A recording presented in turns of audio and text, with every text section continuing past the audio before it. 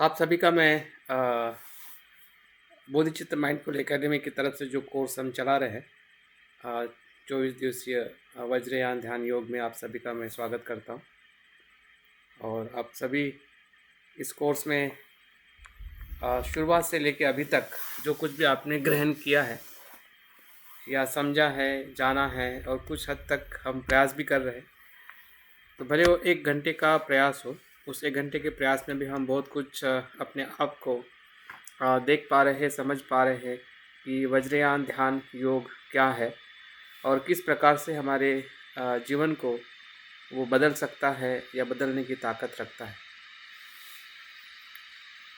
और साथ साथ में हम सप्ताह में 3 दिन हम ये भी देख रहे हैं कि वज्रयान विषय के जो सिद्धांत है या कुछ पहलू है या फिलॉसफी है या उसके बारे में जो सैद्धांतिक जो उसका पक्ष है, उसके बारे में भी हम धीरे धीरे और बहुत ही सरलता से जितना हो सके हम अब हमें समझ में आए या जितना हम समझना चाहते हैं, क्योंकि वज्रयान का भी साहित्य बहुत बड़ा साहित्य है और उस साहित्य के स्रोत के अंदर पूरा बुद्धिज़्म समाया हुआ है। क्योंकि वज्रयान थेरवाद, महायान, विज्ञानवाद, योगाचार, शून्यता सभी का एक संकलित स्वरूप है, ऐसा हम कह सकते हैं, जिसे हम वज्रयान कहते हैं। तो उसकी गहराई और उसकी विविधता जो है उनके ध्यान परंपराओं में है या उनके तंत्र में है, उनके पूरे सूत्र और शास्त्र के अंदर बहुत गहरी है। हाँ, जब से वज्रयान का उद्भव हुआ करीबन 8वीं शताब्दी से भारत में, और भारत से जब वो तिब्बत, चाइना या जापान और इन देशों में जाकर वो जो धर्म जो है या वज्रयान की परंपरा जो है, काफ़ी उनके वहाँ के जो गुरुओं ने भी बहुत उसका विकास किया है। तो भारतीय गुरु का योगदान तो है ही है, जिन गुरुओं ने, जिन आचार्यों ने इस परंपरा का विकास किया। लेकिन जब वो तिब्बत में गया तो तिब्बतियन परंपरा के भी जो गुरु रहे या वहाँ के भी जो बौद्ध आचार्य रहे, हाँ, उन आचार्यों ने भी बहुत सारी बातों का अभ्यास करके नई पद्धति को, नए तरीके से योग को या ध्यान साधना का उन्होंने विकास किया है। तो आज हम ऐसे ही वज्रयान के जो योग तंत्र है उसका हम कुछ 4 पद्धतियों का अवलोकन करने वाले हैं। जैसे कि मैं बात कर रहा हूँ लेकिन किसी का भी वीडियो खुला नहीं दिखाई दे रहा है, कम से कम वीडियो खुला रखिए।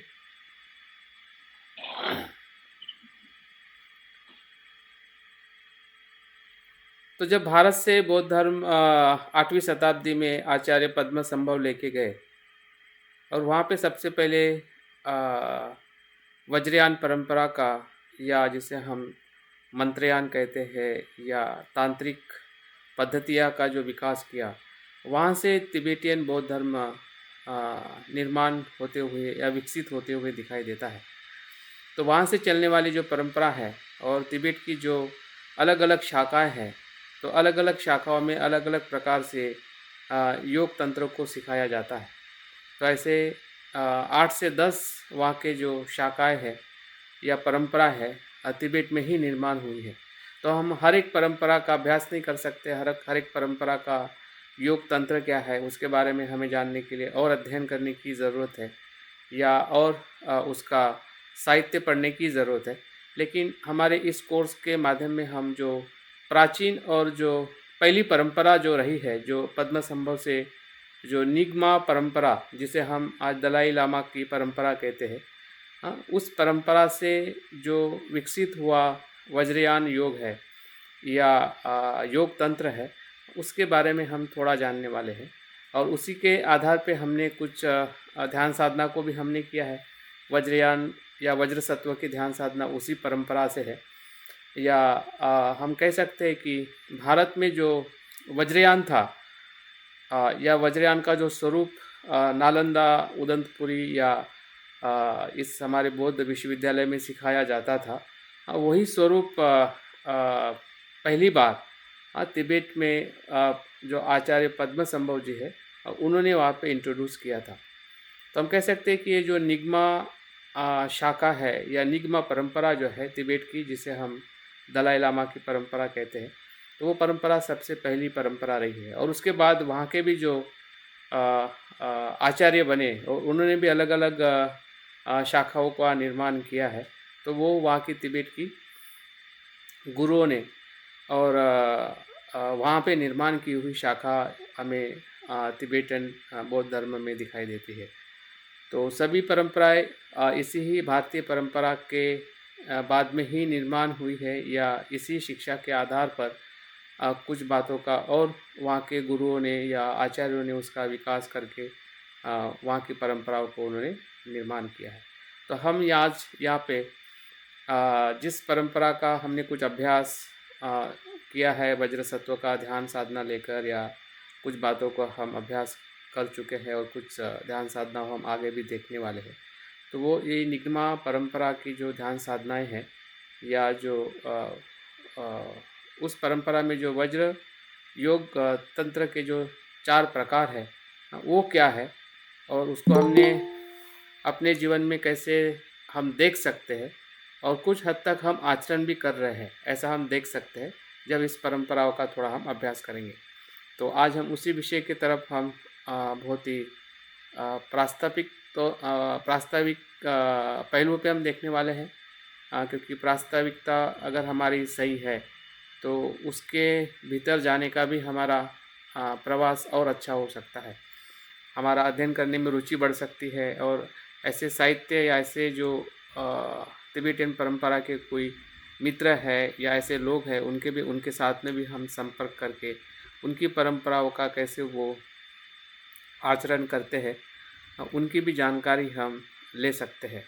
क्योंकि अगर हमें थोड़ा पहले से सही तरीके से पता है तो वही सोच जो है वो हमें ऐसे लोगों को मिलने के लिए या ऐसे लोगों के साथ संवाद करने के लिए या ऐसे साहित्य को जो साहित्य कभी हम ना पढ़ते हैं ना सुनते हैं ना उधर हम पढ़ने में रुचि रखते हैं, क्योंकि हमें लगता है कि वो बौद्ध धर्म का हिस्सा नहीं है, वो तिब्बतन परंपरा का हिस्सा है, वो भारत के बाहर की परंपरा है और इसलिए उसके तरफ हमारा देखने का नज़रिया है कहीं ना कहीं बहुत ही एक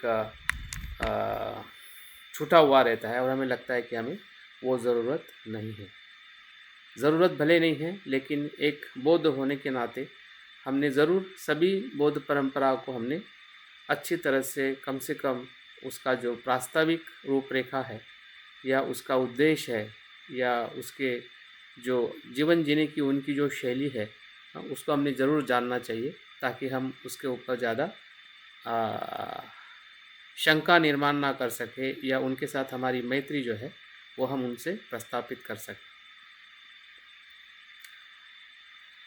देखते हैं वो कौन से 4 तंत्र है या 4 मूल योग उसे कहा जाता है। हाँ, तो तिब्बतियन जो बौद्ध तंत्र है जिसे हम आज वज्रयान का जीवित स्वरूप जो है हमें तिब्बतियन परंपरा में दिखाई देता है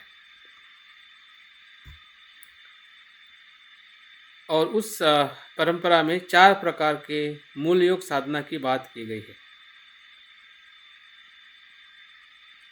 तो एक एक मूल योग के हम तत्वों को देखेंगे कि प्रथम मूल योग में क्या है, दूसरे मूल योग में क्या है, तीसरे और चौथे मूल योग में क्या है। तो पहले हम शब्द को ही समझना चाहते हैं कि मूल क्या है, मूल योग ये शब्द का अर्थ क्या है। जैसे कि हमने देखा कि मूल जो क्या कहते हैं मूलाधार चक्र जो है उसमें भी मूल शब्द आया हुआ है। मूल का अर्थ होता है स्रोत, उगम।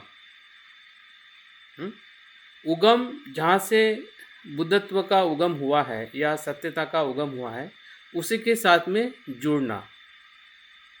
मूल का दूसरा अर्थ होता है कि स्वभाव, जैसे मूल स्वभाव कहते हैं, या सत्यता का अस्तित्व का आधार, जिस आधार पे सत्य निर्माण होता है, विकसित होता है, उत्पन्न होता है। जैसे कि अगर हम नदी की बात करते हैं तो नदियाँ कहाँ से उत्पन्न होती है, हमें पता चलता है कि वो नदियाँ हिमालय पर्वत से उसका उगम होता है, वो उसका मूल है। वैसे ही हमारे जीवन का मूल क्या है, मनुष्य का मूल स्रोत क्या है, हम क्यों पैदा होते हैं, हमारा जन्म क्यों होता है, तो हमारे जन्म का आधार क्या है, हम क्या बनना चाहते हैं। जब मनुष्य जन्म लेता है तो ऐसी कौन सी शक्ति है कि वो जो बन सकता है, तो वह बुद्ध बन सकते हैं। बुद्ध की होने की जो शक्ति जो है, और उस शक्ति के साथ में योग करना, योग का मतलब एकत्रीकरण करना या एक रूप होना, या उसके साथ में यूनाइटेड हो जाना। अभी हमारे उस मूल स्वभाव के साथ हम बिखरे हुए हैं। हमारा स्व या हमारा चित्त जो है उस मूल स्वभाव के साथ में छूटा हुआ है, और वो छूटने का कारण ही हमारा अज्ञान है, तृष्णा है, और इसलिए हम दुख में या संसार में, भवसागर में बार बार आ रहे हैं। लेकिन जब हम मूल योग को जान लेते हैं कि उसके साथ में कैसे एकरूप होना है, हमारे मूल स्वभाव के साथ में या बुद्ध स्वभाव के साथ में कैसे एकरूप होना है, कैसे जुड़ना है। योग का मतलब है जुड़ना।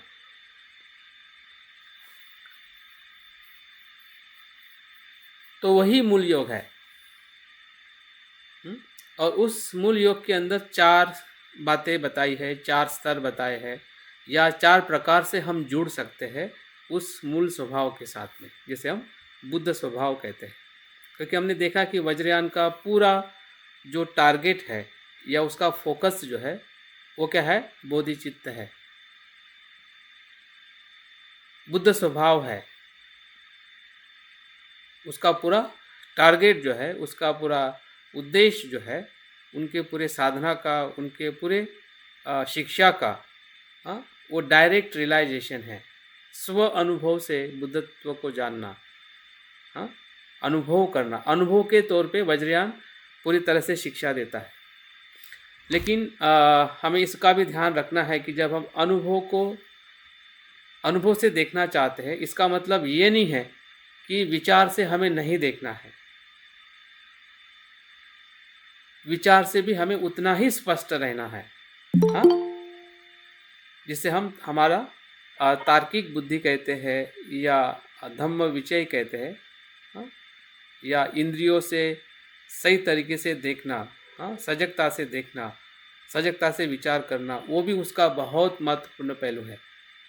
जब हम गहराई की बात करते हैं, जैसे कि हम समंदर के गहराई की बात करते हैं, तो गहराई के पहले जो किनारा है या तरंगे है, तो उसकी भी बात उसमें आ जाती है। समंदर गहरा ऐसा ही नहीं होता है, उसका किनारा होता है, उसके ऊपर की लहरें होती है ना, और तब जाके वो समंदर गहरा हम देख सकते हैं या उसका अस्तित्व होता है।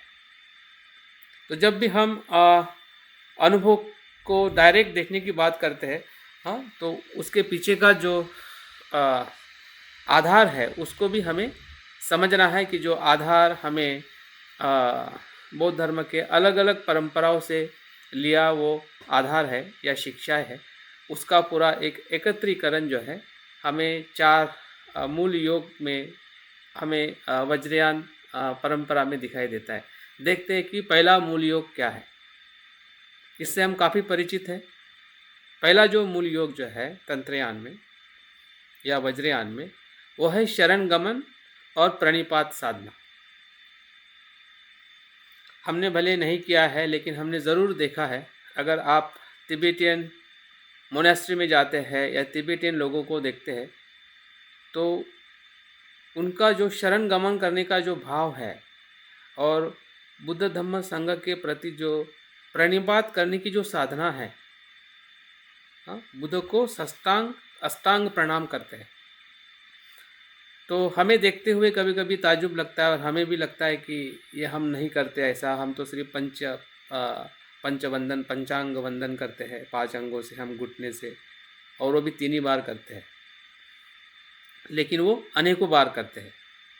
अभी अनेकों बार क्यों करते हैं, और क्या उससे उनको लाभ होता है, क्या नहीं होता है, हाँ, ये सब चीज़ें जब हम देखते हैं या हमें कुछ बातें समझ में नहीं आती है, तो हमें लगता है कि ये तो अपने शरीर को कष्ट दे रहे हैं या गलत तरीके से बुद्ध को मान रहे हैं। ऐसा मुझे भी लगता था, शायद हमें भी ऐसा ज़रूर लगता है।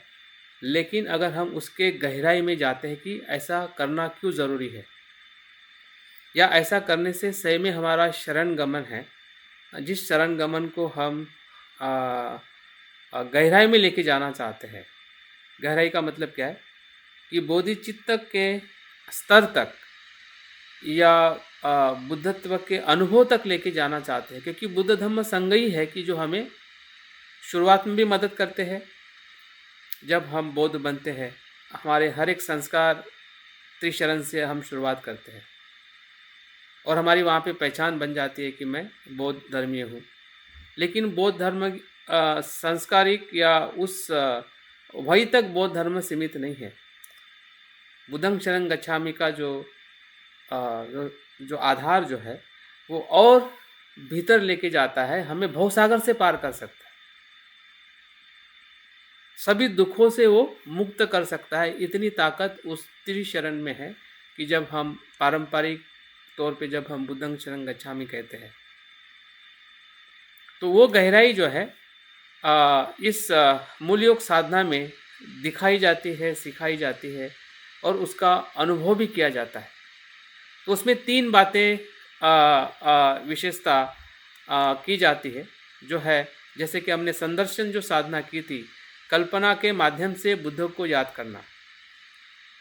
जब हम आप सामान्य तौर पे जब मैं भी बुद्ध को शरण जाता हूँ, बुद्धं शरणं गच्छामि कहता हूँ या पंचांग वंदन करता हूँ, तो हमारा मन वहाँ पे बुद्ध नहीं देखता है और कुछ हमारे मन में रहता है। लेकिन मूल योग साधना का अर्थ यह है कि जब हम बुद्धं शरणं गच्छामि कहते हैं या बुद्ध को शरण जाते हैं तो मन में वो बुद्ध की कल्पना होनी चाहिए। और कल्पना का अर्थ क्या है कि उसका एहसास होना चाहिए कि हाँ, मेरा जो अजागृत मन जो है, हाँ, वो बुद्ध को देख रहा है। उस भावना से मैं बुद्ध को शरण जा रहा हूँ और वही कल्पना शक्ति का संबंध जो है वो हमारे मन के साथ में है।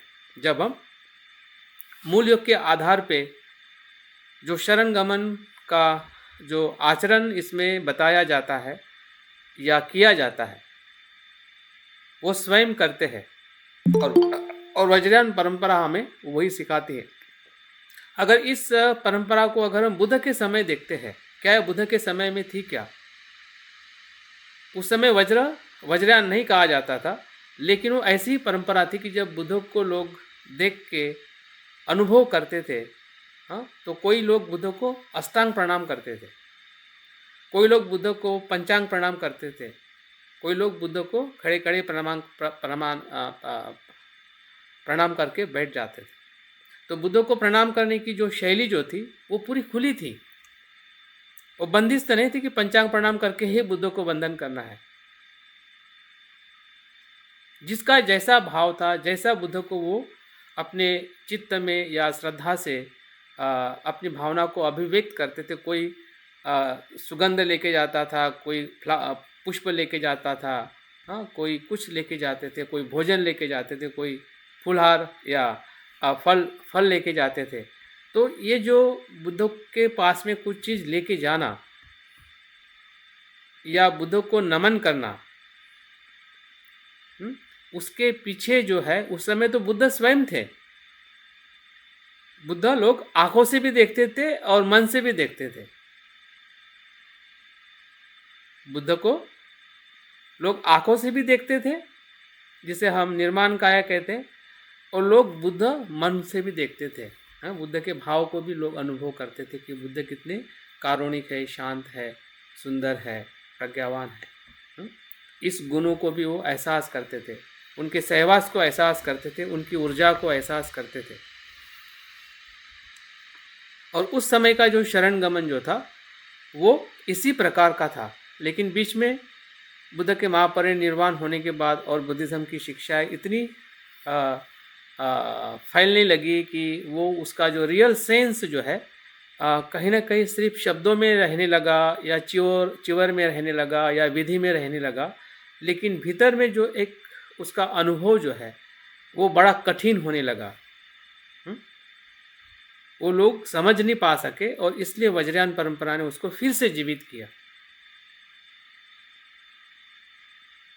और इसलिए सबसे पहला जो मूल योग जो है, जो शरण गमन का जो केंद्र जो है उसको स्थापित करने का आचरण है या शिक्षा है, कि हमारे शरण गमन को हमने कल्पना शक्ति से बुद्ध के अस्तित्व को देखते हुए मन के साथ संपर्क करना है, पठन करते हुए, मंत्र का पठन करते हुए, जैसे कि हम बुद्धं शरणं गच्छामि करते हैं तो ये भी हमारे लिए एक पठन हो सकता है, वो भी हमारे लिए एक मंत्र हो सकता है। नमो तस्सो भगवतो अरहतो सम्मा संबुद्धस्सो, ये जब हम वंदना करते हैं ये भी हमारे लिए मंत्र हो सकता है। या ओम मणि पद्मे हुम भी हमारे लिए मंत्र हो सकता है। किसी भी बोधिसत्व का, किसी भी बुद्ध का मंत्र पठन करना मतलब हमारी जो वाचा जो है उस मंत्र के साथ जोड़ लेना है ना। मतलब उस बुद्ध को हम आवाज़ दे रहे हैं और वो आवाज़ बुद्ध सुन रहे हैं।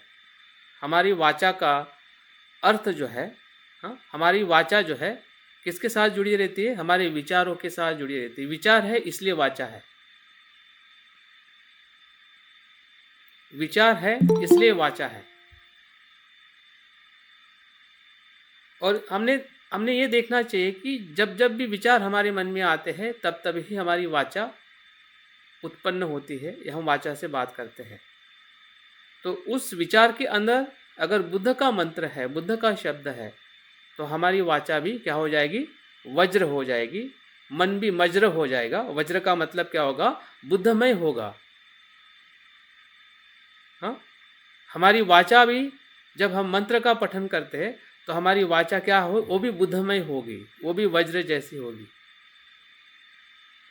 और जब हम काया से उसको वंदन करते हैं, झुकते हैं, हमारे अहंकार को हम झुकाते हैं, सिर्फ मन और वाणी तक सीमित नहीं रहते हैं, क्योंकि शरीर भी मन और मन का सबसे बड़ा अस्तित्व है। अगर शरीर नहीं झुकेगा तो हमारा अहंकार वैसे ही रहेगा। और उस आसक्ति को, उस अहंकार को तोड़ने के लिए हम उसको अष्टांग अंग से या षष्टांग से पूरे शरीर को झुका के या 5 अंगों को झुका के या खड़े खड़े रह के भी हम वंदन करते हैं। जैसा हमारा भाव, जैसा हम बुद्ध को वंदन करना चाहते हैं। लेकिन तिबेटियन परंपरा में उसको अष्टांग प्रणाम करके ही किया जाता है, और एक बार नहीं है, हजारों बार किया जाता है, लाखों बार किया जाता है। वो ऐसा उसमें देखते कि शरीर से जो हम ज़्यादा से ज़्यादा बुद्ध धम्म संघ को समर्पित करना चाहिए, ताकि हम इसी जन्म में बुद्धत्व को प्राप्त कर सकें, हमारी काया शुद्ध हो।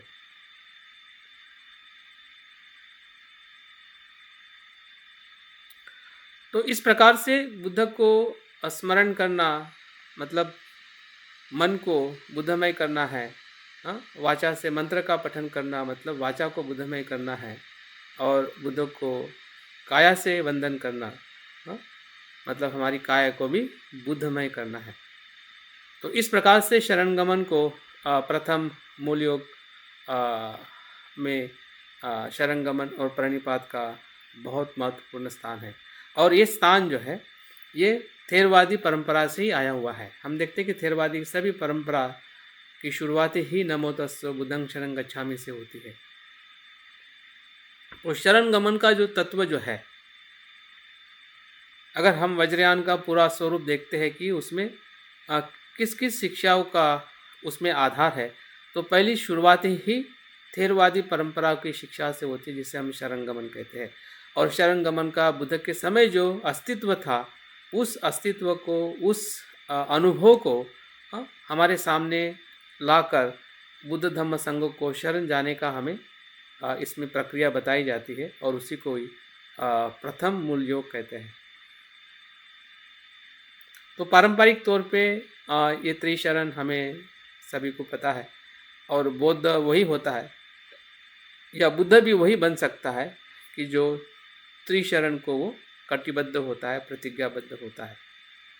जन्म से कोई बौद्ध बुद्ध नहीं होता है। अगर हम ऐसा मानते हैं तो इसका मतलब हम भी जातिवाद को मान रहे हैं। जातिवाद की भी संकल्पना यही है कि जन्म से वो अपने आप को ब्राह्मीण कहते हैं। अगर हम भी अपने आप को जन्म से अगर बौद्ध कह रहे हैं तो हम भी कहीं ना कहीं उसी जातिवाद के शिकार हो चुके हैं, या हमारा समाज उसी प्रकार से सोच रहा है। तो हमने देखना चाहिए कि बौद्ध होने का अर्थ क्या है, और बौद्ध होने का अर्थ ही बुद्ध होना है, क्योंकि बुद्ध होने के अर्थ से ही बौद्ध बने हैं। नहीं तो बौद्ध शब्द अपने आप में इतिहास में अस्तित्व में नहीं है। जो बुद्ध के मार्ग पे चलता है या जो बुद्ध के होने का जो प्रयास करता है, उन्हीं लोगों को हम आज बुद्धिस्ट और बौद्ध कहते हैं।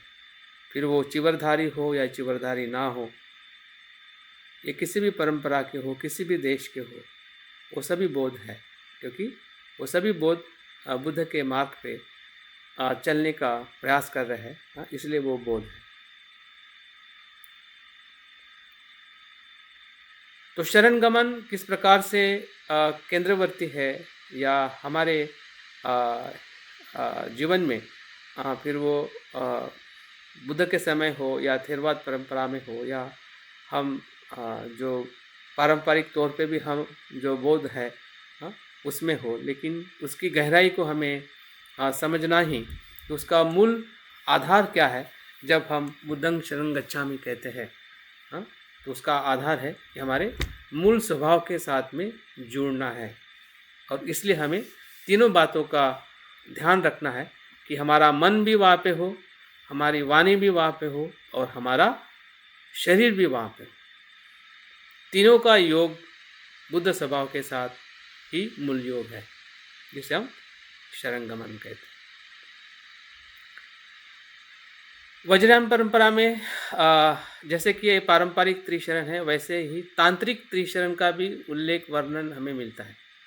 अभी तांत्रिक अर्थ से त्रिशरण कैसे है वो समझना हमारे लिए और हमें अभ्यास करना पड़ेगा, और हमें समझ में भी आएगा धीरे धीरे। बुद्ध धम्म संघ के शरण को तो हमें समझना सरल है, क्योंकि वो बुद्ध धम्म संघ से आया हुआ वो तत्व है। लेकिन तांत्रिक जो त्रिशरण जो है, उसके अंदर जो शरण स्थान, जो पहला जो शरण स्थान है वो गुरु है। और यहाँ पे गुरु का अर्थ ये है कि सभी प्रकार के बुद्ध को जानना, जानने के समान है। सभी बुद्ध जो है वो हमारे गुरु है। अतीत के बुद्ध हो, अभी के बुद्ध हो, या इसके बाद के बुद्ध हो, है ना, वो सभी गुरु के स्थान में है। उस प्रकार से हम सभी बुद्धों को शरण जाते हैं, और हमारे भी गुरु हो। जो गुरु या जो कल्याण मित्र या जो हमें मार्गदर्शन देते हैं, जैसे कि बाबा साहब के तौर पे हम बाबा साहब को देख सकते हैं, या उसके बाद में भी जो हमें बौद्ध धर्म के मार्ग पे चलने के लिए जो हमें मदद करता है गुरु या मित्र के तौर पे, तो उसका भी स्थान बुद्ध के समान है। इस प्रकार से उसमें वज्रयान में देखा जाता है या उनको महसूस किया जाता है, ताकि वो बुद्ध के मार्ग पे और गहराई से चल सके। तांत्रिक त्रिशरण में धम्म क्या है? धम्म है लोकोत्तर बोधिसत्व की साधना। पारंपरिक तौर पे धम्म शील समाधि प्रज्ञा है, मध्यम मार्ग है, चार आर्य सत्य है। लेकिन जब हम वज्रयान के तांत्रिक पहलुओं को देखते हैं तो उसमें जो धम्म जो है वो बोधिसत्व की साधनाएं हैं। जैसे कि हमने वज्र सत्व की ध्यान साधना की, या आने वाले इसमें हम अलग अलग बुद्ध की ध्यान साधना करेंगे या बोधिसत्व की ध्यान साधना करेंगे, तो वो जो बुद्ध का लोकोत्तर जो स्वरूप है या बुद्ध के गुणों का जो अनुभव है, उसको अनुभव करना या उसके अनुभव के संपर्क में आना, वो धम्म है, जिसका हमने कुछ न कुछ निश्चित पिछले 2 या 3 दिन में हमने जो अभ्यास किया उसमें हमने उसका अनुभव लिया होगा। और तांत्रिक अर्थ में तीसरा रत्न क्या है, संघ क्या है? तो संघ में जो डाकास है, डाकिनीज है, धर्मपाल है, जो आध्यात्मिक शक्तियाँ जो है, जो हमें मदद करती है, जैसे कि संघ के तौर पे हमारे मित्र है या हमारे सहपाठी है, हाँ, वो हमें मदद करते हैं भौतिक रूप में। लेकिन आध्यात्मिक रूप में भी ऐसी शक्तियाँ हैं कि जो वज्रयान परंपरा में वो हम महसूस करते हैं। हमारे आसपास में ऐसी शक्तियाँ हम देख पाते हैं, हाँ, हमें गाइड करती है कि ये अच्छा है, ये बुरा है, ये नहीं करना है, ये करना है, हाँ। तो उसका भी चित्रण जो है, उसका भी जो वर्णन जो है, हमें वज्रयान परंपरा में एक संघ के तौर पे, है ना, कि हमारा मित्र हमेशा तो हमारे साथ में नहीं रहेगा, हाँ, लेकिन ऐसी कोई शक्तियाँ हम संघ के भाव में देख सकते हैं या संघ के रत्न में हम देख सकते हैं कि जो हमारे मानसिकता से ही निर्माण हुई वो शक्तियाँ हैं। उसको कैसे विकास करना है, उसका कैसा हमने मदद लेनी है, हाँ, उसका भी अभ्यास है वो वज्रयान परंपरा में किया जाता है। तो इस प्रकार से तांत्रिक तौर पे भी हमने वज्रयान की जो त्रिशरण को देखने का जो उनका पहलू है, वो विशेष प्रकार का पहलू, मुझे भी पता नहीं था कि इस प्रकार से भी वो त्रिशरण को या त्रिरत्नों को देखते हैं। ये हमारे लिए या वज्रयान परंपरा में एक कह सकते हैं कि बुद्धत्व के स्वभाव को किस प्रकार से हम महसूस कर सकते हैं, वहाँ उसका हमें इसमें एक चित्रण मिलता है या हमें समझ में आता है कि वो इस प्रकार से बुद्ध धम्म संघ के बहुत समीप अपने आप को देख पाते हैं। जो जुड़ने का जो प्रमाण जो है या जुड़ने की जो ताकत जो है उनको इसी में से मिलती है, और उस ताकत की हमें ज़रूरत है। अगर ज़रूरत नहीं है तो कोई ज़रूरत इस साधना की करने की ज़रूरत नहीं है। अगर हमें लग रहा है कि हमारे में ऐसे ही श्रद्धा है, ऐसे ही प्रज्ञा है, ऐसे ही करुणा है, तो हमें ऐसे तरफ जाने की ज़रूरत नहीं है। अगर हमें लग रहा है कि कुछ तो कमी है, नहीं, दवाई तो हम तभी लेते हैं, है ना, जब हमें पता चलता है कि मुझ में शक्ति कम है, तभी तो हम अच्छा भोजन लेते हैं। अगर आपको लग रहा है कि आपके भोजन में सब कुछ सही है, हाँ, किसी दवाई की ज़रूरत नहीं है, तो हमें इधर जाने की ज़रूरत नहीं है। लेकिन अगर लग रहा है कि कुछ कमी है, जो मुझे चाहिए वो उसमें नहीं मिल रहा है, जब मैं शरण गमन करता हूँ या बुद्ध धम्म संघ को मैं देखता हूँ, तो मुझे वो एहसास नहीं होता है, हाँ? तो क्योंकि वज्रयान लोगों के ज़रूरत के हिसाब से ही निर्माण हुआ है, और आज भी हमें उतनी ही ज़रूरत है, उससे कहीं गुना ज़्यादा ज़रूरी है, हाँ, क्योंकि युग इतना फास्ट है, इतना गतिशील हो चुका है, हाँ, कि हमें लगता है कि हमारा मृत्यु कभी भी कैसे भी आ सकता है। पहले तो कम से कम 70 या 90 साल 100 साल तक तो इंसान जी लेता था, उतनी उम्र थी। लेकिन अभी मनुष्य की उतनी उम्र सिर्फ सुनने में आती है, हाँ, सभी की इतनी उम्र, इतना जीवन किसी को नहीं मिलता है। और इसलिए भी हमें ऐसे ध्यान की या ऐसे शिक्षा की हमें ज़रूरत है, ताकि हम अपने समय के अंदर या कम समय के अंदर भी हम अगर ऐसी शिक्षा को समझते हैं और उसका आचरण करने का प्रयास करते हैं, तो निश्चित ही है कि हमें वो लाभ ज़रूर मिलेगा जो लाभ वज्रयान ध्यान साधना हमें देना चाहती है। तो ये पहला मूल योग हुआ है। हम अभी दूसरे मूल योग की तरफ जाते हैं, जिसका हमने अभ्यास भी किया है और उसके बारे में हमने चिंतन भी किया है। वो है दूसरा जो मूल योग है, वो है बोधिचित्त का विकास,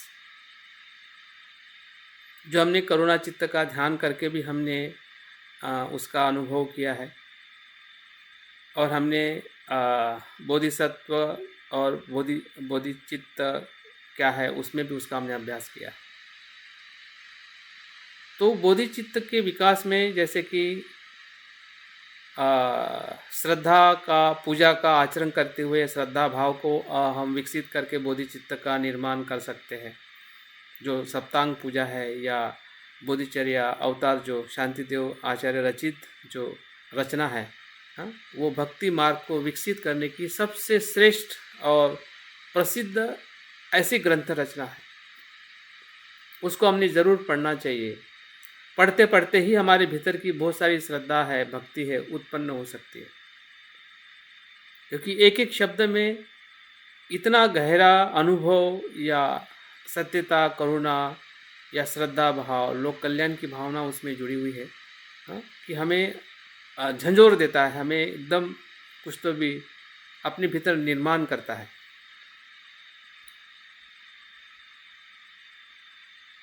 तो उसके माध्यम से भी हम अपनी श्रद्धा को विकसित कर सकते हैं, बोधिचित्त को निर्माण कर सकते हैं। और दूसरी जो परंपरा जो है, जो हमने देखा था कि करुणा की भावना निर्माण करके या संसार के जीवों के दुख को महसूस करके, जो ब्रह्म विहार में हमने उसका अभ्यास, ब्रह्म विहार का हमने अभ्यास अधिक से अधिक करना चाहिए। मैत्री भावना के साथ करुणा भावना का, मुदिता भावना का, उपेक्षा भावना का, चारों भावनाएं जो है वो हमारे बोधिचित्त को विकसित करती है, शक्तिशाली करती है, संपूर्ण करती है। अगर मैत्री है, अगर सच्ची मैत्री है तो करुणा निश्चित निर्माण होगी। अगर हमारे में मैत्री का भाव कम है तो करुणा निर्माण नहीं हो सकती है। तो मैत्री का विकास करने के लिए हमारी जागृति या देखने का हमारा नज़रिया जो है वो जागृति का होना चाहिए, प्रज्ञा का होना चाहिए। तब जाके हमारी मैत्री का भी विकास होता है और करुणा का भी विकास होता है। तो करुणा और मैत्री का आपस में तालमेल है। मैत्री क्या करती है? लोगों के सुख की भावना करती है, और करुणा क्या करती है कि उसके दुख को मुक्त करने का प्रयास करती है। मैत्री भाव है, करुणा एक्शन है। मैत्री क्या है? भाव है, एक व्यवहार हो सकता है, लेकिन करुणा व्यवहार नहीं है, कृति है। उस व्यक्ति को दुख से बाहर लाता है। वो सिर्फ मैत्री नहीं करता है कि वो सुखी हो, या उससे सिर्फ मैत्रीपूर्ण नहीं रहता है, हाँ? उसको वो दुखों से बाहर लाता है पूरी तरह से, जितना हो सके। तो वो करुणा है, और उस करुणा को ही बोधिचित्त के तौर पे वज्रयान परंपरा में उसको बहुत ही गहराई में, जैसे कि हम ब्रह्म विहार में उसको एक सामान्य ब्रह्म विहार के तौर पे, या हम उसका ध्यान भी नहीं करते हैं। मैत्री भावना के साथ में हम कभी करुणा भावना का ध्यान नहीं करते, या सिखाते भी नहीं करुणा भावना का ध्यान कैसे करना है। ज़्यादा से ज़्यादा हम मैत्री भावना का ही ध्यान सीखते हैं और सिखाते हैं। तो करुणा भावना का विकास करने के लिए जो इस परंपरा में या इस मूल योग में जो बताया है, वो सुन के और पढ़ के मैं भी बहुत ही चकित हो गया हूँ, और बहुत ही सीधा और सरल है। हाँ, वो ऐसा बताते हैं कि हमने सभी लोगों को अपने माता और पिता के समान समझना चाहिए। जैसे कि उदाहरण मैंने उस दिन भी बताया था कि जब कुछ लोग बाजार में एक औरत को मारने लगते हैं, पीटने लगते हैं, और उसी का ही पुत्र उसको देखने के लिए जाता है। हाँ, दूर से लगता है कि कोई और महिला है, लेकिन पास में जाता है तो उसकी वो माता होती है। और जैसे वो माता के रूप में उस महिला को देखता है तो तुरंत उस महिला को वो मदद करता है। अगर माता का भाव नहीं निर्माण होता, अगर वो माता नहीं होती, तो शायद वो उस महिला को मदद नहीं कर पाता। तो करुणा भावना, या जिस दुख को भी हम देखते हैं, हाँ, जैसा हम कोई न्यूज़पेपर पढ़ते हैं, समाचार पढ़ते हैं, या किसी भी दुखों के बारे में हम सुनते हैं, पढ़ते हैं, तो हमें लगता है कि वो तो हाँ ठीक है, वो मेरा रिश्तेदार तो नहीं है, मेरा कोई तो नहीं है। तो दुख तो होता है, लेकिन करुणा निर्माण नहीं होती है। तो उनके प्रति करुणा इसलिए निर्माण नहीं होती क्योंकि हम उन लोगों को, उस दुखी लोगों को हम अपना रिश्तेदार या माता पिता के तौर पे हम देखने का जो नज़रिया है वो हम कहीं ना कहीं विकसित नहीं कर पा रहे हैं, और इसलिए उस व्यक्ति का दुख जो है वो हमारे मन में करुणा भाव निर्माण नहीं करता है। तो इसलिए यहाँ पे बताया गया है कि हमने उसको कैसे विकसित करना चाहिए। और इसमें और एक बात बताई गई है कि जो हमारा सभी मनुष्य जीवन है, हमारे रिश्तेदार के अलावा भी जितने भी लोग हैं संसार में, वो कहीं ना कहीं हमारे पूर्व जन्म में कहीं ना कहीं हम एक दूसरे से जुड़े थे। अभी इसको मानना, इसको स्वीकार करना सामान्य मन को बड़ा कठिन जाता है। लेकिन अगर हम कर्म नियम और पूर्व जन्म को मानते हैं, या उसका हमने अभ्यास किया है, या उसका अगर हमें अर्थ पता चला है कि सही में कर्म नियम कितना गहरा है, क्या उस कर्म नियम में हमारा परिवार है, क्या पूरा संसार है? अगर सभी पूरा संसार कर्म नियम बता रहा है, या पूरे ब्रह्मांड के नियम को नियंत्रित करता है, जहाँ जहाँ पे भी जीव है वहाँ वहाँ कर्म नियम है, और हर एक जीव अपने कर्म से बंधा हुआ है। और अगर ऐसा है तो निश्चित ही हम कोई ना कोई जन्म में किसी न किसी जीव के रूप में, किसी न किसी के रूप में हम एक दूसरे के रिश्तेदार रहे ही होंगे। इस पे, उस सिद्धांत के आधार पे विश्वास रखना है, नहीं कि सिर्फ कल्पना के आधार पर। जिस प्रकार से ईश्वरवादी या अन्य धर्म जिस प्रकार से विश्वास रखता है उस प्रकार से नहीं, क्योंकि कर्म नियम जो है वैज्ञानिक नियम है, और कर्म का जो परिणाम जो है फिर वो पूर्व जन्म का हो या अगले जन्म का हो, उसी कर्म के नियम के आधार पे ही मनुष्य का जीवन संसार में जब तक हम बंधे हुए हैं, जब तक हम बुद्धत्व को प्राप्त नहीं करते, जब तक मूल योग को हम अनुभव नहीं करते हैं, तब तक वो चलने वाली परंपरा है। ना उसको कोई चला रहा है, जैसे कि अन्य धर्म के लोग उसको कहते हैं कि कोई चला रहा है, जैसे हम क्रिएटर या ईश्वर कहते हैं। यहाँ पे कोई चलाने वाला नहीं है। अगर कोई चलाने वाला है तो हमारी तृष्णा ही चला रही है। हर एक मनुष्य की व्यक्तिगत तृष्णा ही संसार को चला रही है, नहीं कि कोई बाह्य शक्ति। और इसलिए बुद्ध ने कहा है कि चेतना ही कर्म है, कर्म ही चेतना है। तो कर्म नियम का अगर हम नियम के अभ्यास को देखते हैं तो वहाँ से भी हमें बोधिचित्त को निर्माण करना हमारे लिए सहज हो सकता है, और हमें यह भी पता चलता है कि बोधिचित्त का विकास करने से ही व्यक्ति बोधिसत्व कहलाता है। और वही प्रतिज्ञा हमें स्मरण करनी होती है, हमारे जीवन में उसको केंद्र में देखनी होती है कि मैं प्रतिज्ञा करता हूँ कि सभी जीव मात्रा के कल्याण और हित के लिए मैं बुद्धत्व को प्राप्त करना चाहता हूँ। यह है मूल योग। किसके साथ? बोधिचित्त के साथ। जब हम इस प्रतिज्ञा से छोटा भी कार्य करते हैं, जैसे कि हम ध्यान कर रहे हैं और हमें प्रतिज्ञा को याद या स्मरण करके अगर हम ध्यान कर रहे हैं, तो हमारे मन में आने वाले विकार अपने आप कम हो जाते हैं, क्योंकि प्रतिज्ञा की शक्ति ही इतनी है कि हमें लोभ लोगों का ही तो आता है, द्वेष भी तो लोगों का ही आता है, लेकिन लोगों के कल्याण के लिए अगर हम ध्यान कर रहे हैं तो किसी मित्र का, किसी दुश्मन का या कोई भी विचार का हमें लोभ, द्वेष और कामछंद या विकार क्यों उत्पन्न होगा? हमें इसलिए उत्पन्न होता है क्योंकि हमारे प्रतिज्ञा में वो लोग समाविष्ट नहीं है, क्योंकि इसमें मनोवैज्ञानिक और भावनिक तौर पे शक्ति देने का वो प्रयास है,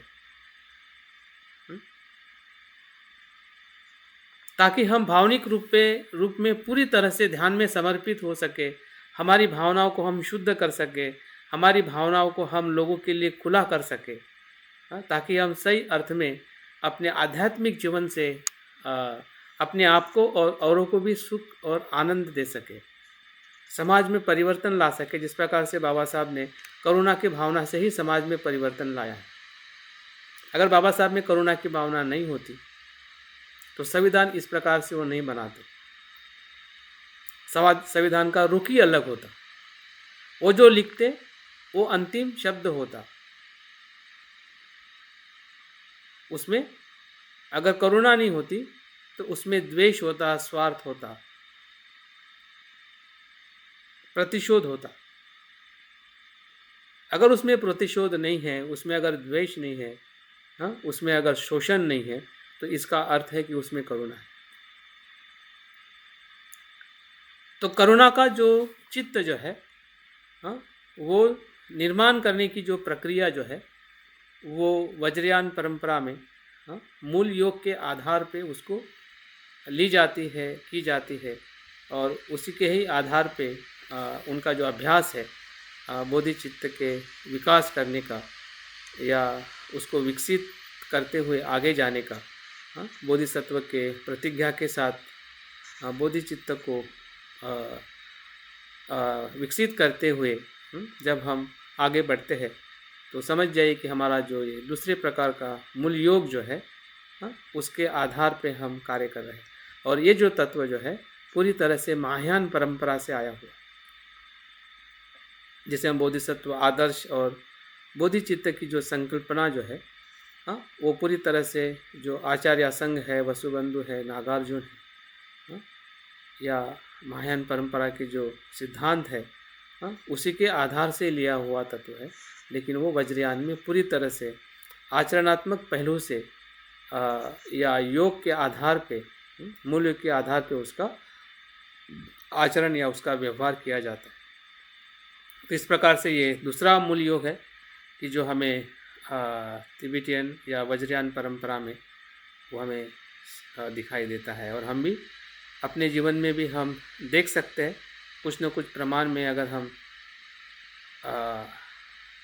सही अर्थ में धम्म से जुड़े हैं लंबे समय से, तो निश्चित ही है कि हमारे मन में भी ऐसा ही भाव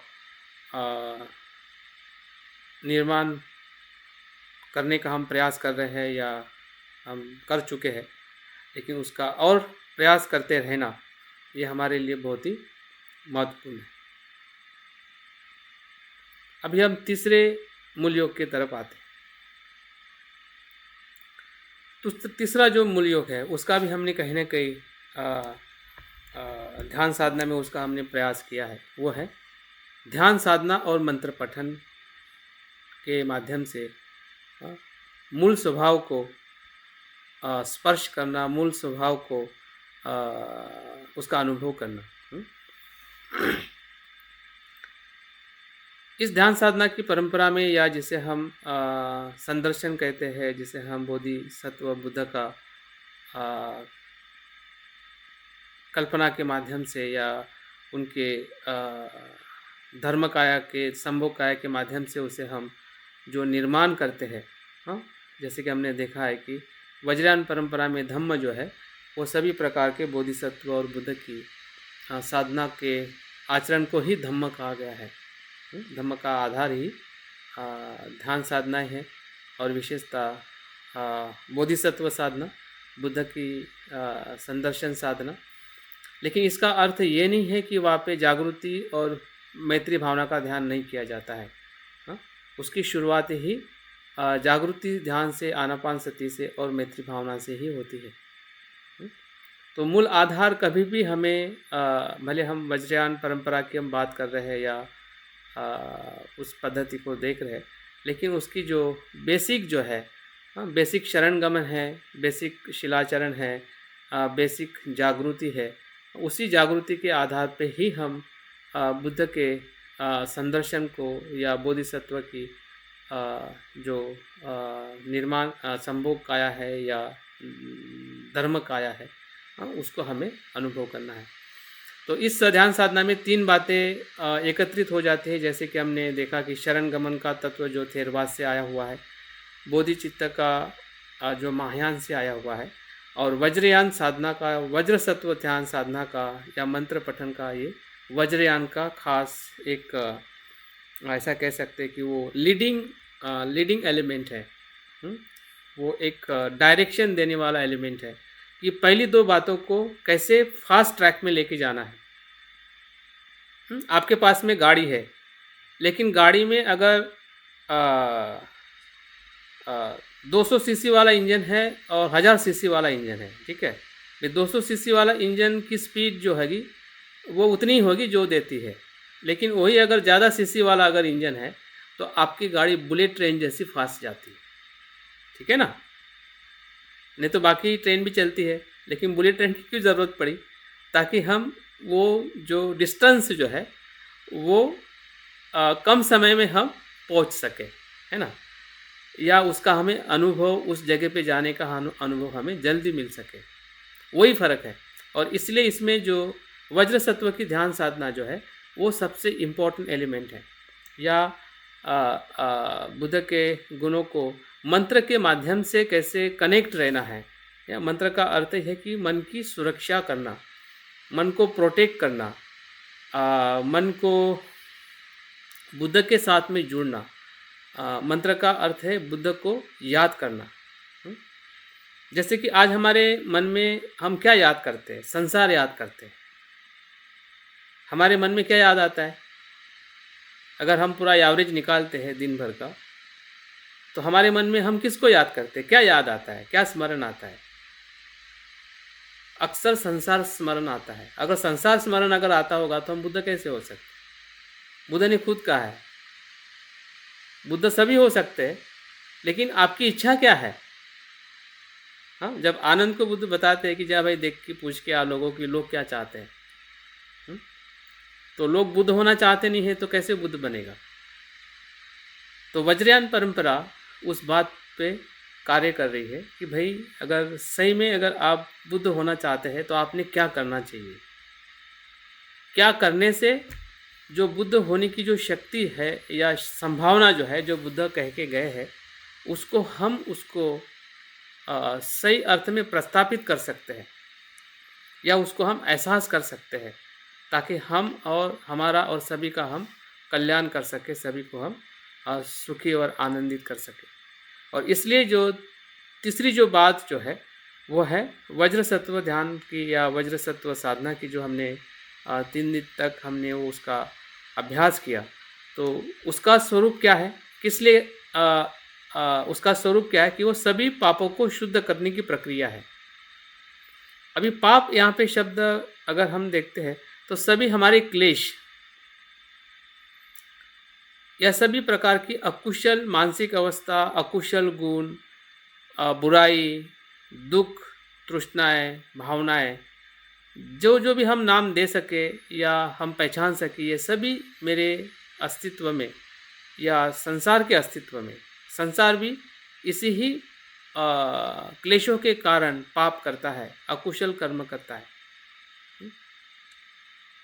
तो उसकी शुद्धिकरण करने की जो प्रक्रिया जो है वही वज्र सत्व ध्यान है, या वही तीसरे प्रकार का मूल योग है कि जहाँ पे पूरी तरह से उसकी शुद्धिकरण करने की जो प्रक्रिया है उसको दिखाया जाता है, कराया जाता है। और उस अनुभव के साथ जब हम आगे बढ़ते हैं तो पूरा खुला आकाश हमारे लिए तैयार रहता है। और खुला आकाश किसका प्रतीक है? वो शून्यता का प्रतीक है, बुद्धत्व का प्रतीक है। जब मन में क्लेश नहीं रहेगा तो क्या रहेगा? जब कुछ नहीं होता है वहाँ पे सब कुछ रहता है। हाँ, हमें लगता है कि कुछ नहीं होगा तो हम कैसे जिएंगे, लेकिन नहीं, हमारे पास में कुछ नहीं होगा ना तो सब कुछ होगा। तो सब कुछ ज़्यादा बड़ा है या जो हमारे पास में वो ज़्यादा बड़ा है? जो हमारे पास में है वो छोटा है, लेकिन हमें वही बड़ा लगता है। लेकिन जब हम उसको छोड़ते हैं या प्रज्ञा से उसको हम देखते हैं तो छूट जाता है। शून्यता क्या करती है? उसी संकुचित दृष्टिकोण को तोड़ती है। और जैसा संकुचित दृष्टिकोण टूट जाता है, जैसे हम मिथ्या दृष्टि कहते हैं, स्व आसक्ति कहते हैं, तो वहाँ पे बहुत कुछ उससे भी गहरा, उससे भी सुंदर, उससे भी अद्भुत, हाँ, ऐसी चीज़ वहाँ पे हमारे लिए खुली हो जाती है। जिस आनंद को हम या जिस सुख को हम ढूंढ रहे थे वो वहीं पे है, हाँ, लेकिन हमने उसको आवरण के कारण या हम उसको सही तरीके से उसके साथ संवाद नहीं करने के कारण वो हमें दिखाई नहीं देती है या हमें समझ में नहीं आती है। लेकिन वज्र सत्व ध्यान साधना में जब उसको हम देखते हैं या वज्र सत्व का हम अनुभव करते हैं या उसके सहवास में आते हैं ध्यान साधना से, तो हमें वो चीज़ें स्पष्टता से दिखाई देती है कि वो सभी प्रकार के पाप अकुशल को वज्र सत्व के बुद्ध प्रकाश में हम उसको शुद्ध करते हैं और नष्ट करते हैं। उसको हम शुद्ध होते भी देखते हैं और नष्ट होते हुए भी देखते हैं। और स्वयं के पापों के प्रति मतलब अकुशलता के प्रति हम और स्पष्ट होते हैं। जैसे कि हम इस गाथा को हमने काफ़ी बार सुना है, समझा है, अनेकों बार पठन भी किया। सब पापस्य अकरणम कुशलस्य उपसंपदा स्वचित्त पर्योदपनम एतम बुद्धान शासन। यही इसका अर्थ है। उस गाथा में हम क्या चाहते हैं, बुद्ध क्या बताना चाहते हैं कि सब पापस्य अकरणम, सभी प्रकार के पाप कर्म जो काया से, वाचा से, मन से हमने भूतकाल में किए हैं, अभी कर रहे हैं या भविष्य में भी करने वाले हैं, उन सभी पाप कर्मों को मैं छोड़ता हूँ। सब पापस्य अकरणम, तो उसमें तो यही है, उसमें शब्द है, उसमें विचार है, इसमें अनुभव है। और उस अनुभव से हम हमारे कुशल अकुशल कर्मों को खुद आमने सामने देखते कि हाँ, मुझ में द्वेष है, मैं स्वीकार कर रहा हूँ, मुझ में लोभ है, मुझ में अहंकार है। और जैसे हम देखते हैं, प्रकाश में देखते हैं और अंधेरे में देखते हैं। अंधेरे में देखते हैं तो छूटता नहीं है, क्योंकि हमें लगता है कि वो तो मेरा वजूद है। अगर मेरा अहंकार ही नहीं रहेगा तो मैं कैसे जीऊँगा। मैं अगर अपने आप को पुरुष ही नहीं कहूँगा, मैं नहीं कहूँगा, तो मैं कैसे जी पाऊँगा, क्योंकि हम उसको अंधकार में देख रहे हैं। लेकिन जब उसी मैं को जब हम प्रकाश में देखते हैं, तो मैं तो रहता है, लेकिन वो बदलते हुए मैं हम देखने लगते हैं। मैं तो है, लेकिन कैसा है, वो बदलने वाला है। वो वही नहीं है जिसको मैं सुबह देखता था, या सुबह किसी ने मुझे कह दिया और मेरा किसी ने अपमान कर दिया और मैं कहता हूँ कि मेरा अपमान हुआ है और मैं नहीं बदल रहा हूँ। वो तो मैं तो चला गया जिसका अपमान हुआ था। हम बदलते हुए मैं को देखते हैं। किस में देखते हैं? बोधिसत्व के या वज्र सत्व के प्रकाश में। अगर वो प्रकाश का एहसास नहीं है तो वो बदलते हुए स्व को देखना मुश्किल है। अंधेरे में चीज़ों को देखना मुश्किल है। हम गिरने वाले हैं, लगने वाला है, दुख होने वाला है और कोई बचाने वाला नहीं है। अगर हम प्रकाश में उस चीज़ को नहीं देखें, तो अंधकार वो हमेशा वही देगा, वही परेशान करेगा, जो हमें सुख देने वाला नहीं है। तो सब पापस्य कर्म कुशलस्य उपसंपदा, मतलब शुद्धिकरण करना चाहते हैं। और स्वचित्त पर्योदपनम, हमारा चित्त कैसा है? शुद्ध है।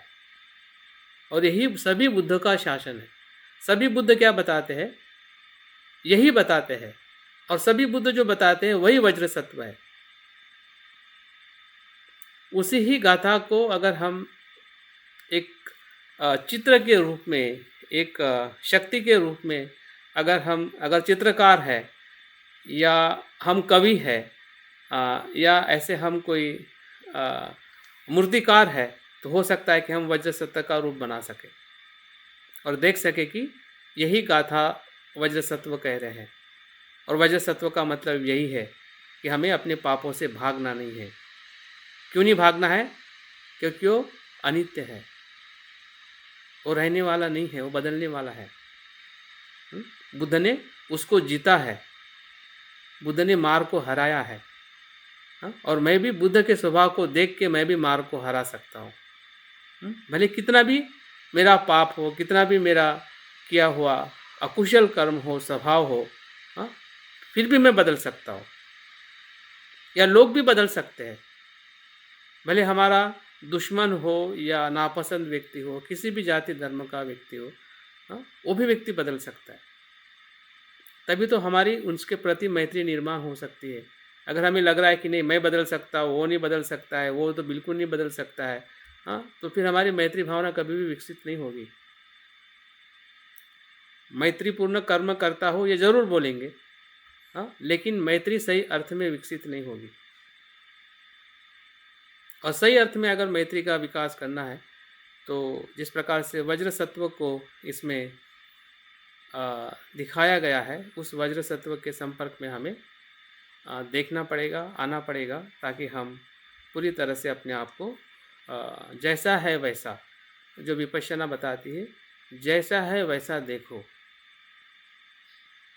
तो हम अकुशल भी है और कुशल भी है, लेकिन दोनों अनित्य है। अनित्य को भी देखना है, अनात्म को भी देखना है। और जब अनित्य अनात्म को, जो हम कुशल अकुशल को देखते हैं, तो हमारी जो दृष्टि जो है वो सम्यक हो जाती है, संपूर्ण हो जाती है। और संपूर्ण दृष्टि को ही यहाँ पे हम वज्र सत्व के स्वरूप में देख सकते हैं, क्योंकि वज्र सत्व का स्वभाव जो है वो हमारा खुद का स्वभाव है। जैसे कि वज्र सत्व क्या है, कि वो हमारे आंतरिक चित्त में निर्माण होता है, वो बाहर के चित्त में निर्माण नहीं होता है, कोई और निर्माण नहीं करता है। हाँ, वज्र सत्व को और कोई निर्माण नहीं करता है।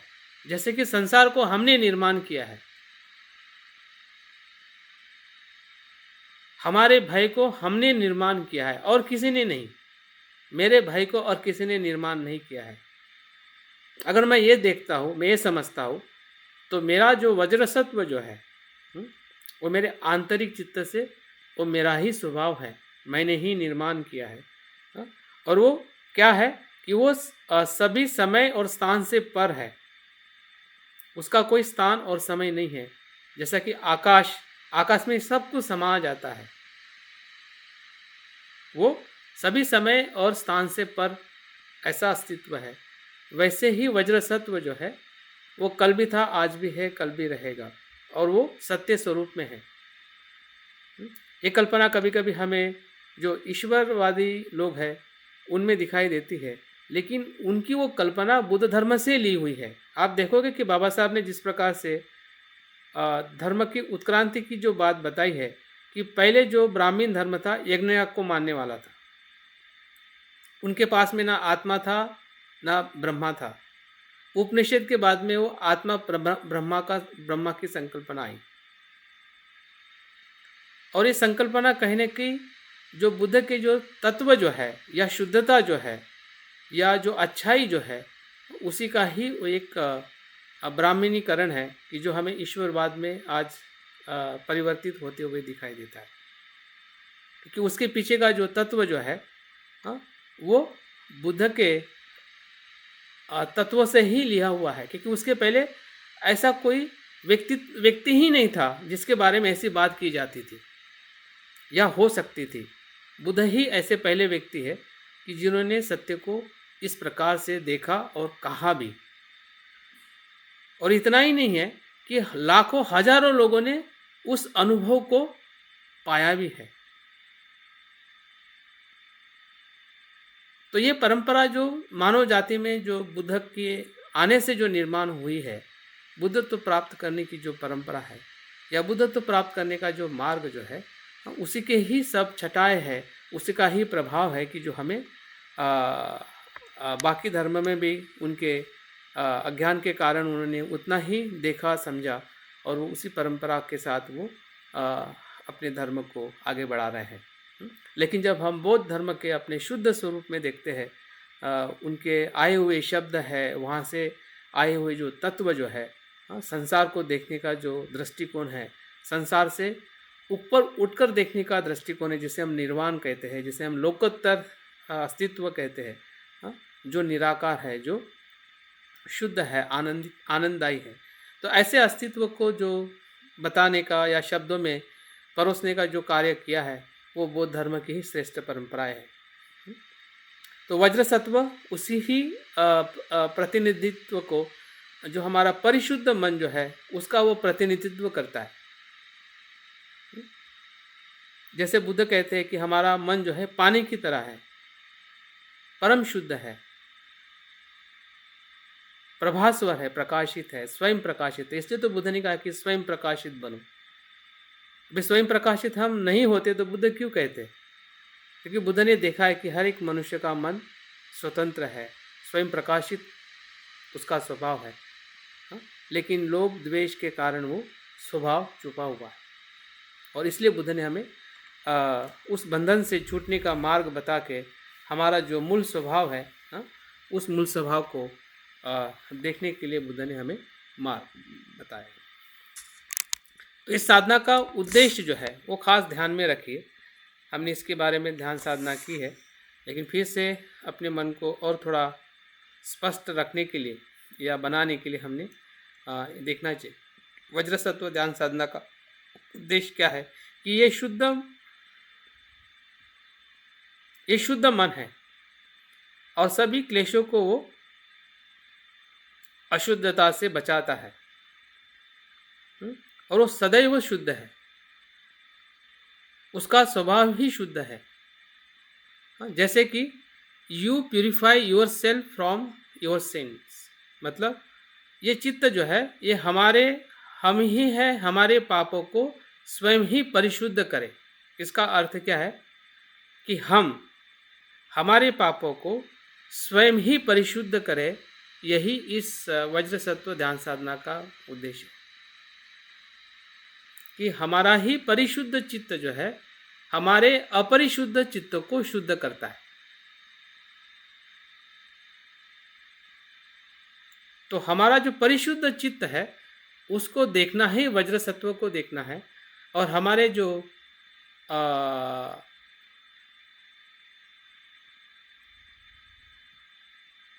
क्लेशपूर्ण चित्त है या अशुद्ध चित्त है उसको शुद्ध करने का कार्य करता है। मतलब हमारे ही मन को शुद्ध करने की प्रक्रिया ही वज्र सत्व की प्रक्रिया है। अगर हम सीधे और सरल भाषा में देखते हैं कि ये जो चित्त जो है हम कहीं बाहर से निर्माण नहीं करते हैं या बाहर से कहीं वो आता नहीं है।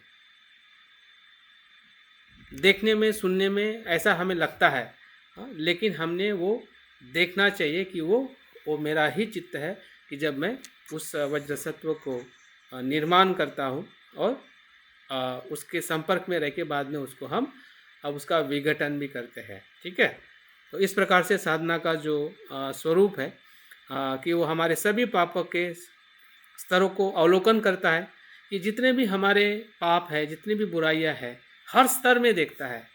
वो सूक्ष्म स्तर में भी देखेगा, भूतकाल में देखेगा, वर्तमान में देखेगा, बाहर देखेगा, अंदर देखेगा। हर जगह पे जो भी स्तर है, छुपे हुए जितने भी स्तर है, उस हर एक स्तर के भीतर जो कुछ भी हमारी अकुशलता है, छुपा हुआ हमारा जो अकुशल स्वभाव है, अगर हम अभिधम्म का अध्ययन करते हैं तो हमारे चैतसिक के जो अकुशल चैतसिक के बहुत सारे प्रकार बताए गए। कितने सारे हमारे अकुशल चित्त होते हैं या चैतसिक होते हैं। तो बहुत छोटे छोटे और बहुत गहराई में हमारे जो अकुशल चित्त है, अकुशल स्वभाव हमारे चित्त में छुपे हुए हैं। तो उस हर स्तर में उसका अवलोकन करना और उसका अनुभव करें, और उस भीतर जो अंतरंग जो है कि जो हमारे सभी मूल पापों को वो मुक्त करता है। बोधिसत्व वज्र सत्व क्या करता है कि इन सभी मूल पापों को वो मुक्त करता है। क्यों करता है? क्योंकि वह नैसर्गिकता में ही परिशुद्ध है। वज्र सत्व का तत्व जो है वो नैसर्गिकता में ही परिशुद्ध है, और वही वज्र सत्व ध्यान साधना और वही हमारे संपूर्ण इस वज्रयान परंपरा का सबसे महत्वपूर्ण सार है, यह सारांश है कि जो हमें वज्रयान परंपरा से जो हमें मिला है, या वो जो बताना चाहते हैं कि हम किस प्रकार से हमारे बुद्ध स्वभाव के साथ जुड़ सके, उसका एहसास कर सके, ताकि हमारा जो भी कर्म होगा, जो भी हमारा कार्य होगा, वो उसी प्रकार से हो कि हमारी काया वाचा मन उसी बुद्ध स्वभाव में हम उसका परिवर्तन कर सके। तो यही पूरे ध्यान साधना का तात्पर्य है कि जो तीसरे प्रकार के जो मूल योग में बताया गया है। और चौथा और अंतिम जो मूल योग है वो है कि जो 5 ध्यानी बुद्ध मंडल है उसका समर्पण करना। किसको समर्पण करना? बुद्ध धम्म संघ को समर्पण। जहाँ से हमने शुरुआत की थी पहले योग में, हाँ, शरणगमन हमने शुरुआत की थी, यहाँ पे जो कुछ भी हमने प्राप्त किया है ना, मंडल का अर्थ यह है कि जो भी संसार में अस्तित्व है या जो कुछ भी हमने पुण्य कमाया है या संसार में जो सूर्य तारे या पूरी जो कायनात जो है, हाँ, उस सभी कायनात को, सभी अस्तित्व को बुद्ध धम्म संघ को समर्पित कर देना। मतलब इसका मतलब यह है कि बुद्ध धम्म संघ से श्रेष्ठ कुछ भी नहीं है। हमने देखा है कि जितने भी बौद्ध राजा हुए हैं, अगर अशोका की बात करें या अशोका के बाद के जो भी बौद्ध राजा हुए हैं, सभी चीज़ उन्होंने बुद्ध धम्म संघ को समर्पित की थी। बाबा साहब का भी जीवन हम देखते हैं कि बाबा साहब का भी जीवन बुद्ध धम्म को समर्पित जीवन था। उनके जीवन में ऐसा कुछ भी बाकी नहीं था कि वो बुद्ध धम्म संघ से वो श्रेष्ठ हो, ऐसी कोई चीज़ नहीं थी। और इसको समर्पण करना ये भी एक वज्रयान ध्यान परंपरा का मूल योग है, हाँ, ताकि हम ब्रह्मांड में ऐसी कहीं पे भी हमारी आसक्ति नहीं रहती है। हाँ, संसार में जो कुछ भी निर्माण है, अस्तित्व है, उस अस्तित्व को हमारे मन में हम प्रतीकात्मक अनुभव करते हैं। और हमने जो भी पुण्य कमाया है, ध्यान से हो, शील से हो, दान से हो, और हमें लगता है कि मैं काफ़ी कुशल कर्म कर रहा हूँ, और उस कुशल कर्म के फल को भी हम बुद्ध धम्म संघ को समर्पित करते हैं। मतलब उसमें हमारी जो श्रद्धा और भक्ति का एक समर्पण भाव जो है, या हम कृतज्ञता जिसे कहते हैं, कि बुद्ध ने भी जब बुद्धत्व प्राप्त करने के बाद में जो बोधि वृक्ष का दूर से 1 सप्ताह तक उन्होंने बोधि वृक्ष को देखा, या बोधि वृक्ष का उन्होंने संक्रमण किया, क्योंकि बुद्ध को उस बोधि वृक्ष के प्रति कृतज्ञता थी कि मैंने कितना बड़ा ज्ञान इसमें प्राप्त किया है। तो हमें जो कुछ भी मिला है या जो कुछ भी हमें प्राप्त किया है या संसार में जो कुछ भी है, वो बुद्ध धम्म संघ से बड़ा नहीं है। और इसलिए नत्थि में शरणं अय्यम बुद्धो में शरणं वरणं। संसार में ऐसी कोई शरण नहीं है, ना पेड़ है, ना पौधा है, ना पहाड़ है, ना कोई व्यक्ति है कि जो मुझे या मनुष्य को कोई सुरक्षित कर सकता है।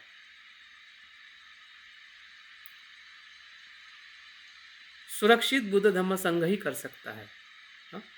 तो इस प्रकार से जब हम पूरे बुद्ध मंडल को, और बुद्ध मंडल भी जो 5 स्कंदों से निर्माण होता है, हमने देखा है, तो मतलब 5 स्कंद का ही प्रतिनिधित्व पूरा विश्व करता है, या पूरा ब्रह्मांड को ही हम 5 स्कंदों में देख सकते हैं। पृथ्वी, आप, तेज, वायु, और जो हमारा मानसिक वेदना संज्ञा संस्कार, रूप वेदना संज्ञा संस्कार वो से बना रूपांतरहित पंच ध्यानी बुद्ध मंडल है।